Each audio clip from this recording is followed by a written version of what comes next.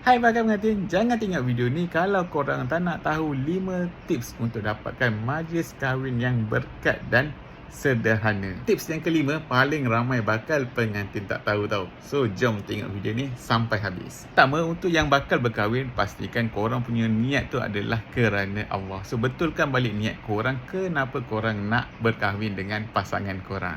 Kedua adalah pasal tetamu korang. Pastikan korang senangkan tetamu korang yang hadir masa majlis wedding korang nantikan. Pastikan kat mana nak tempat nak ambil makanan, dekat mana tempat nak solat. So benda-benda macam tu boleh memudahkan tetamu korang yang hadir masa wedding nanti.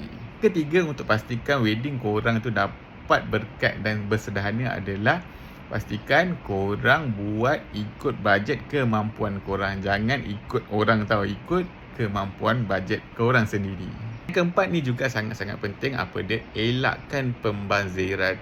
Utamakan sahaja apa yang penting ataupun yang wajib. So kalau ada lebihan ataupun apa benda yang korang nak tambah, pastikan ikut kemampuan korang.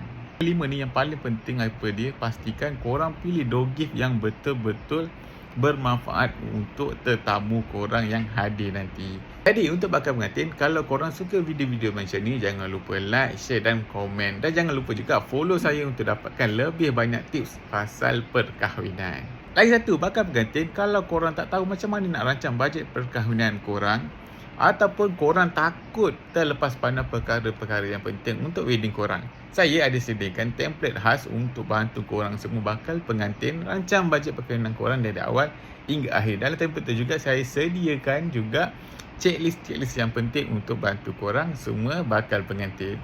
So macam mana nak dapatkan template tu? Korang boleh cari dekat ruangan bio saya sekarang. Jumpa lagi nanti. Bye bye.